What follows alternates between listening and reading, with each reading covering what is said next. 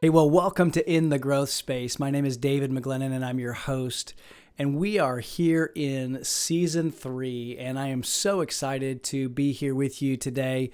And I'm really grateful that you're here with me today because I realize that in the day and age in which we live in, and the day and age in which you're listening to this podcast, our attention is limited. Your attention is limited, and you get to choose where you place that. So thank you so much for placing it here in the podcast. You know, the podcast was really born out of a desire to help leaders really find their growth path and really find ways to learn and grow both physically, professionally, personally, emotionally, and even spiritually. And really, I was sharing with one of my mentors as I began this podcast, really just about my own story and my own kind of path and journey of life. And one of the things that he reflected back to me was that in his eyes and in his view, the theme of my life and the theme of my journey has been really growth as a business leader, as a husband, as a father. It's been all about growth. There's been so many points in my life that, and really even in my professional world as well, where I've just gotten out of my comfort zone, and I've routinely gotten out of my comfort zone. Sometimes not by my own choice. Sometimes I've been shoved out of my comfort zone, and you know that's just part of my journey. And you know, you have probably heard that life begins outside of your comfort zone, or maybe even you've heard something like, growth happens outside of your comfort zone. And that all sounds great. It sounds great on a little meme as you're scrolling through Instagram or you're on LinkedIn or whatever, or if you see a poster on the wall, sounds wonderful. But let me just say, when you experience growth and when you experience the discomfort of that space between what you've known and what you're comfortable with, and really that's your programming that makes you up. When you run into that space when you're outside of that, and you hit that that terror barrier. It's something that a lot of psychologists will call the terror barrier, and I've talked about it on other podcast episodes. Probably in the first season, I'm not recalling off the top of my head. Where I talked about that, but that terror barrier is generally where a lot of people hit, and they feel that discomfort. They feel that sense of I'm out of control. I don't know what I'm doing, and then they retreat back into safety. And so the space that you need to navigate through is the growth space. If you're gonna create any growth in your life, you've got to navigate through that, and you got to punch through and be able to push through the terror barrier. And really, it means learning to not be good at something. It means learning and to be a learner and to have a beginner's mindset. I always use this analogy because I think we've all gone through it, or at least most of us have, and that is, if you remember the first time that you rode a bike or tried to ride a bike, just because you fell off, you didn't really want to stop riding the bike. You really wanted to get that skill. So what'd you do? You picked the bike back up, probably dusted off your knees, and you did it again. And you just kept doing that over and over and over again until you figured it out. And so the same thing is true in our leadership journeys, in our professional, our personal journeys. Every aspect of our lives really requires us to be able to push through that space, that terror barrier that holds us back into our programming. And so really that's what the In the Growth Space podcast is all about.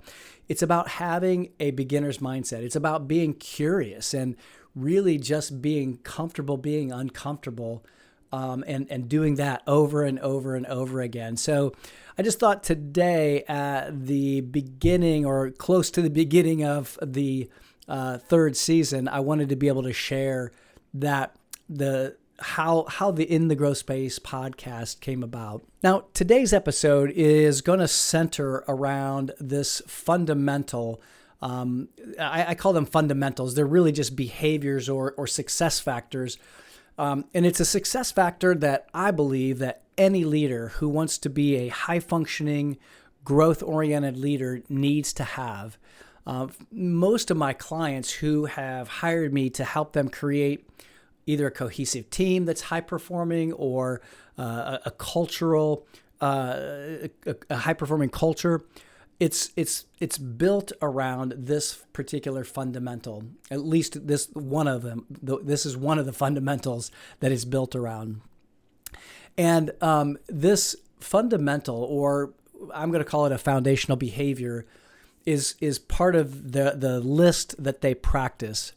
And essentially what it is listening generously. So I've talked about our theme here this month, and our theme is around listening generously and speaking straight. And today I'm talking about listening generously because I think we can't speak straight unless we listen generously. And so that's why I'm tackling this one first. And so I'm going to dive into, really what I believe that generous listening is, and why I think it's a core principle. And just going to talk a little bit more about what gets in the way and how do we do it? How do we be a better listener? So first and foremost, what is it? I think that when I talk about generous listening, it's listening for value, and it's listening for the value and contribution of someone else, what someone else is saying. So it really is getting outside of yourself and beginning to put the focus on the other person. It really is all about listening to understand, and also, I think, looking for the most positive interpretation of what someone is saying. Because if you think about it, everybody wants to contribute. They want to give some contribution either to our team, to our company, to a conversation, to a group, to a relationship dynamic. Everybody wants to contribute. So if we listen with listening to understand and looking for that most positive interpretation of what's being said, it's going to be an open dialogue, and you're going to be able to be listening, what I call listening generously. And I also think that listening generously is all about leading with curiosity. And it's also a willingness for yourself to be influenced. So it's about getting away from my way is the only way, or my way is the right way, and that kind of thinking. And it's not to say that you won't change your mind from whatever you're hearing and whatever you're listening to, but it's a willingness to be influenced, and it's a willingness to be. It's a willingness to hear what someone else is saying, the other perspective, and getting that perspective from the other person. And it really requires you to set aside your own desires and your own way of thinking. And like I said before, just really being curious and really amping up your curiosity. Now, the other thing that I believe really defines generous listening is paying attention. And think about that phrase for a second, paying attention. We're giving something of value in exchange for something of value. And quite honestly, that's the hard part of generous listening.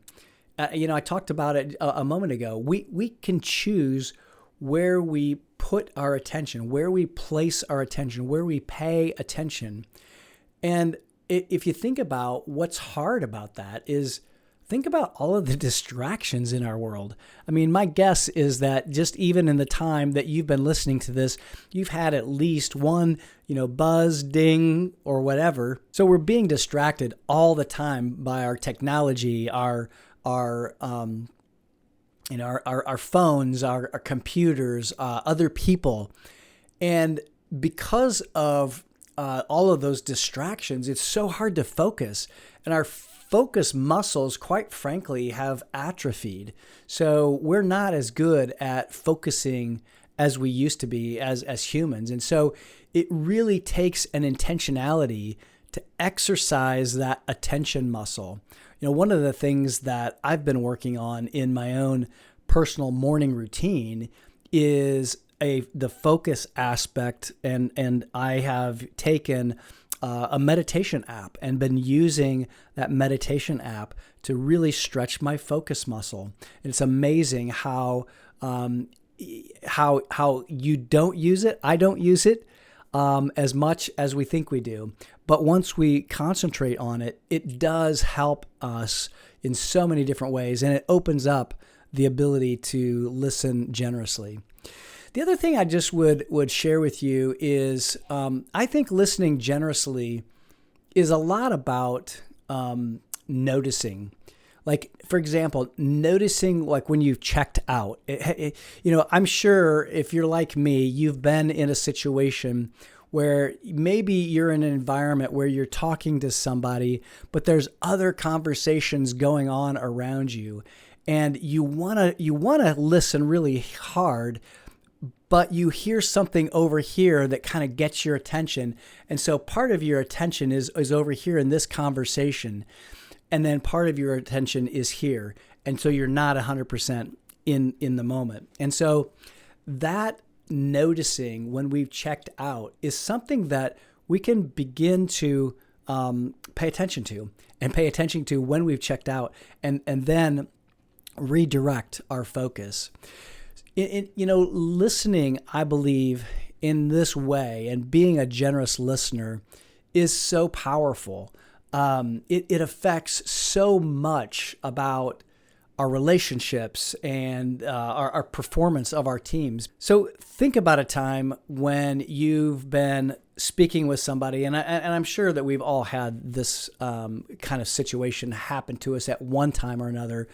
We're trying to communicate something, and you're sharing a thought, you're sharing a perspective, and the person that's listening, you can tell, isn't really listening, and you can really tell by the posture of their body and their body language, and you can tell that they're not listening with their whole heart or their whole being. And that means that they're kind of being stingy, so to speak, with their listening, and they're not really interested in hearing your perspective, and you can tell that. So what happens? So if someone who's listening is being stingy with their listening, that means that there's kind of this reciprocity. You become then stingy with what you want to share and how open you want to be. So it becomes this downward spiral where the communication between individuals or teams just gets shrunk, and it doesn't become very effective at all. So it's so easy to do that in this distracted world. And if you think about it, if you think about how it makes you feel, it makes you feel like you don't really want to open up to that person in the future. It makes an impact on how you communicate with that person in the future. So generous listening is such a key element in a cohesive team environment, a collaborative team environment. And honestly, I believe it's a fundamental that has to be practiced regularly by every leader. So let's talk about what gets in the way of listening generously.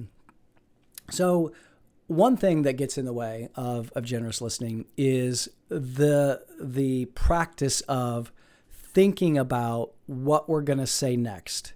So we hear something, and maybe we hear the first sentence of what somebody's saying, and that triggers a thought about, oh yeah, I want to say this, or I want to be able to make sure that I remember this and tell the other person this.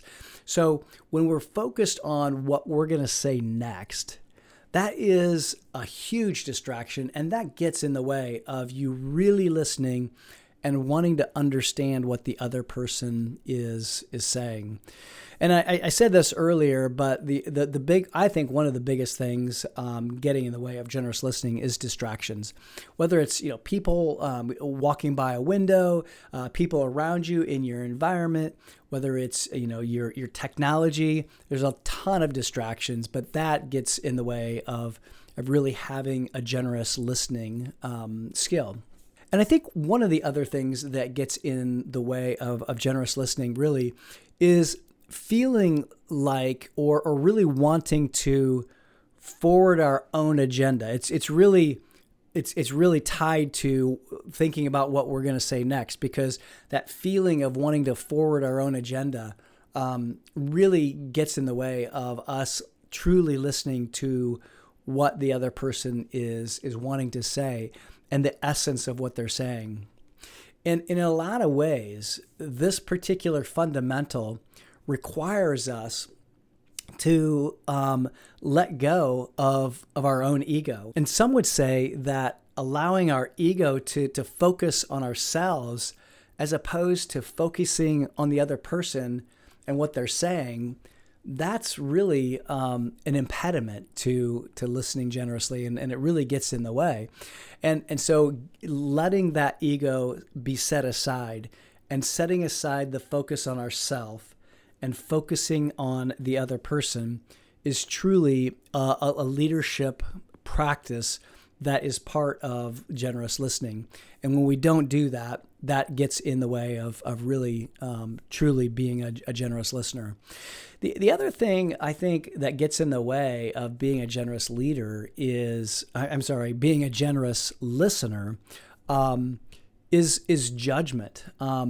We hear what someone is saying, and then automatically we judge whether or not we agree or we disagree with what the other person is saying. And I think that when that happens, we don't allow the full process to be to follow through. And if you think about how I defined generous listening of wanting to be influenced or being open to being influenced, I think that we have to set aside our ego. We have to set aside our judgment of whether we agree with or we disagree with what's being said, and just allow our mind to take it in. Now, I think one of the big things to getting in the way, or that does get in the way of generous listening, is a lack of emotional intelligence. I think that listening generously is really all about hearing what's being said, but also what's not being said, and also hearing the emotion behind what's being said.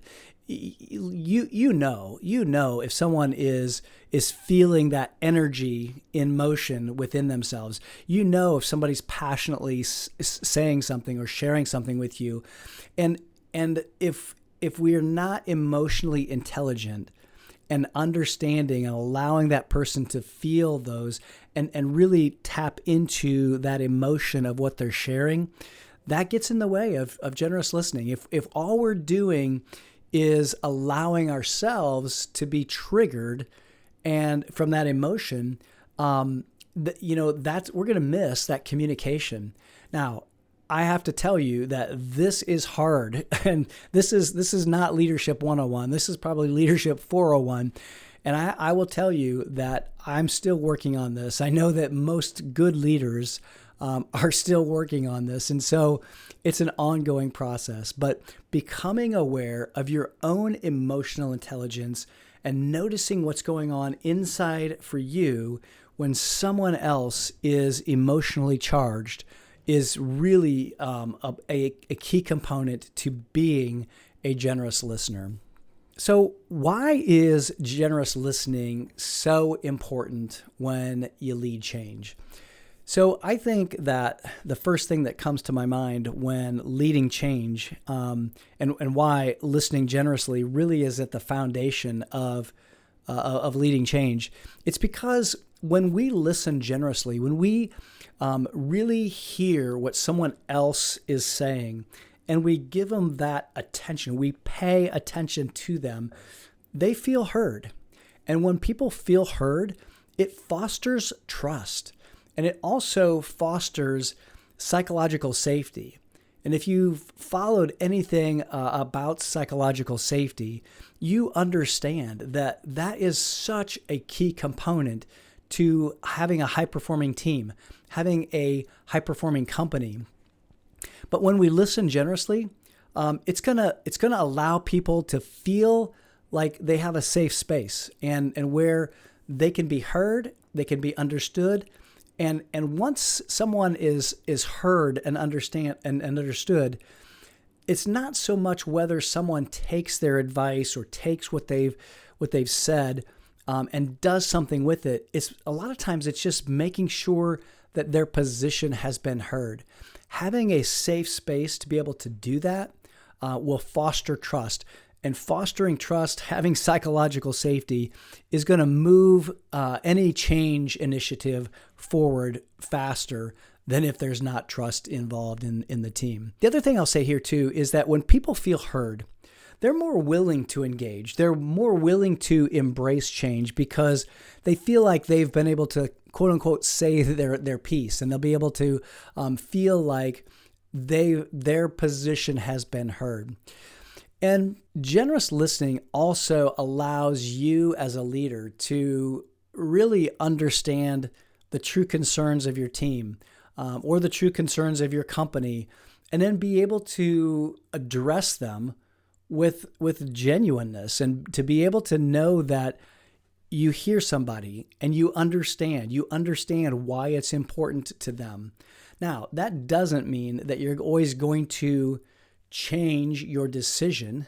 You may have some other information that they don't have that you take into account for making that decision. But when people feel that they've been heard, and when you can respond back to them and let them know that, and really be genuine about what their concerns are, that in and of itself, again, it's going to foster safety. It's going to foster trust. And I guarantee you, any change initiative will go a whole lot smoother when people aren't, in the background undermining you or undermining the team. And honestly, I think that when we lead with curiosity in this whole area of generous listening, it leads to hearing new perspectives that maybe we wouldn't have ever thought of. And quite honestly, that could impact the direction of a project, or it could impact decisions that we've got to make. And so I think that when we listen generously, we probably don't at the time realize the impact that it could make on leading change. One last thing here that I'll say about leading change and listening generously is that so oftentimes we will feel like listening generously is slowing the process down. For those of us who are drivers, we like to move fast. It feels like we're slowing down and we're slowing the process down. However, I have to say in this instance, being able to be a generous listener, even though you feel like it's slowing down, sometimes slowing down so that we can speed up is a much better practice. And so just recognize that, especially if you're someone who tends to have a fast pace and you tend to want to get things moving, this whole idea, this whole fundamental of listening generously can feel like we're slowing the process down. But I just trust me in this. In the end, you will be glad that you slowed down so that you can move forward more efficiently and more effectively. So I hope that you're seeing how important this leadership behavior is really to the success of our team and to the success of our company. And really, anytime we're wanting to achieve something great, it's key and foundational to our own achievement. So how do you practice listening generously? What are some things, what are some practical tools and tips that I can give to you to listen generously? The first thing I can say is that you have to tune into your own curiosity. Notice your own curiosity, and when we're curious about something, and when we're curious about what someone else is saying, that opens us up to listening generously. And if we just say to ourselves, that's interesting. I wonder what they mean by that. That curiosity, just a little bit of a really will help us to tune into our own curiosity. So notice that. Notice that in yourself. Notice when you're not being curious. And that's a good thing too, to be able to say, hey, maybe I am not being a generous listener here. How can I tune into this curiosity? I wonder what they're really trying to say. And you might even ask that question. Hey, at the heart of what you're trying to communicate, is what you're trying to communicate this, or is there something else? So by asking other questions and tuning into that curiosity, you're going to become a more generous listener. And the other thing, once you notice